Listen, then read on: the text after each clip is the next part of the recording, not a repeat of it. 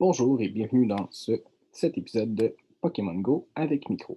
Dans cet épisode, on va observer les œufs. Donc, les œufs sont une partie très importante du jeu de Pokémon Go. On peut avoir accès à nos œufs en cliquant dans le menu principal sur l'onglet Pokémon et en glissant vers la droite. Donc, vous voyez que présentement, j'ai 11 œufs sur 12.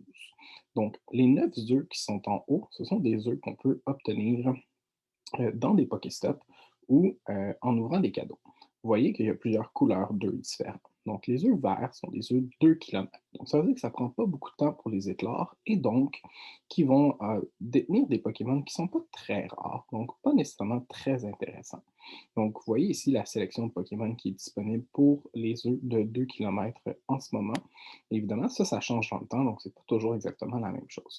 Lorsque vous obtenez un œuf, le choix est déjà prédéterminé, donc c'est sûr et certain que vous allez avoir quelque chose là-dedans. Plus il y a de 2 dans la symbolisation, plus ce Pokémon-là est rare. Donc, ça veut dire qu'il serait beaucoup plus fréquent d'obtenir un Pokémon dans la série du haut que dans celle du bas. Si on regarde un œuf jaune, les œufs jaunes sont des œufs de 5 km, donc ils sont un petit peu plus longs à éclore, et donc vont détenir une sélection différente. Donc, vous voyez ici que les Pokémon qui sont disponibles dans cet œuf sont complètement différents des précédents, et on remarque ici que ce sont des Pokémon d'événement, donc qui sont en lien avec l'événement qui est actuellement disponible dans le jeu. Si on regarde les œufs de 10 km maintenant, ce sont des œufs qui sont rares et qui sont longs à éclore. Donc, ils contiennent généralement des Pokémon beaucoup plus rares et donc encore plus intéressants à éclore. Et là, plus on s'en va bas, plus c'est rare. Donc, on voit ici que Axu, qui est le petit dinosaure en bas, c'est un Pokémon qui est très très rare. On a seulement 1% de chance de l'éclore lorsqu'on fait un œuf de 10 km. Donc, il faut éclore beaucoup d'œufs de 10 km pour espérer pouvoir l'obtenir. J'ai un autre type d'œuf à vous montrer, c'est les œufs de 12 km. Donc ceux-là sont un peu spéciaux. C'est des œufs qu'on obtient seulement en faisant des combats Team Rocket et en battant des chefs de la Team Rocket. Donc la sélection est un petit peu différente et certains Pokémon sont seulement disponibles dans ce type d'œuf, comme Ponyard qui est juste ici en haut, Volabai qui est juste ici en bas, et Sandel, qui est le petit lézard, juste ici. Donc, ceux-là sont seulement disponibles dans les œufs de 12 km. Il y a un autre type d'œuf que je n'ai pas présentement en inventaire. C'est des œufs qui sont d'une couleur un peu rosée et jaunâtre. Donc, ces œufs-là, ce sont des œufs de 7 km. Ces œufs-là, on les obtient seulement en ouvrant des cadeaux de nos amis. Et pour obtenir un œuf dans un cadeau d'un ami, il faut avoir un espace libre dans notre inventaire. Donc, si par exemple, j'ouvre ici le cadeau de mon ami, vous verrez que je n'obtiendrai pas d'œuf de 7 km. Donc, j'ai une ultra balle, deux ananas, une potion, pas d'œuf de 7 km. Pourquoi? Parce que dans mon inventaire, je n'ai pas de place disponible pour en obtenir un. L'espace ici bonus nous permet seulement d'obtenir des œufs de Team Rocket ou des œufs spéciaux qu'on peut recevoir si on a marché beaucoup cette semaine-là. Si on a dépassé le 25 km minimum, on peut obtenir un œuf jaune spécial qui n'aura pas la même sélection de Pokémon que les autres œufs de 5. Donc, vous voyez ici que cette sélection-là n'est pas la même que celle-ci.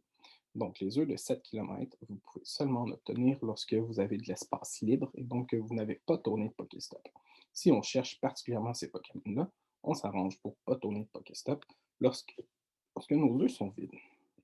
Lorsqu'on veut incuber un œuf, on clique sur celui-ci, on clique sur Incuber et on choisit l'incubateur que l'on désire.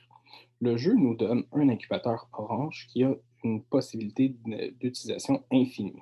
Donc, dès qu'on termine d'incuber un œuf avec l'incubateur orange, il est très important de tout de suite l'utiliser pour incuber notre prochain œuf. Les autres incubateurs sont un peu spéciaux et sont soit payants ou soit on peut les obtenir de façon quand même assez rare et en faisant des quêtes très très spéciales. Donc, l'incubateur qui est bleu, lui, est pareil comme le régulier, sauf que lui, il y a seulement trois utilisations possibles. Vous voyez que celui que j'ai ici, il m'en reste une seule utilisation. L'incubateur mauve, lui, il est beaucoup plus dispendieux, donc beaucoup plus rare. Celui-ci, il peut nous permettre d'incuber les œufs plus rapidement. Donc, ça a un œuf de 2 kilomètres avec un super incubateur. Donc, les incubateurs mauves s'appellent des super incubateurs, vont éclore 1,5 fois plus vite, donc en 1,5 kilomètres.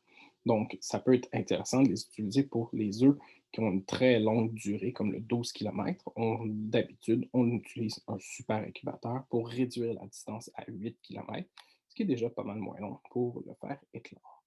Donc, je crois avoir fait le tour de ce qu'il y a à dire avec les œufs. On voit les endroits où on les reçoit. Lorsqu'on a un œuf de 7 kilomètres, ce qui est intéressant, c'est que l'endroit qui est inscrit, c'est l'endroit du cadeau de la personne qui nous l'a envoyé. Donc, parfois, on peut éclore un œuf qui provient du Japon ou du Brésil, si on a des amis de ce pays-là, et on obtient des Pokémon qui proviennent de très loin. Donc, voilà, c'est tout pour cet épisode.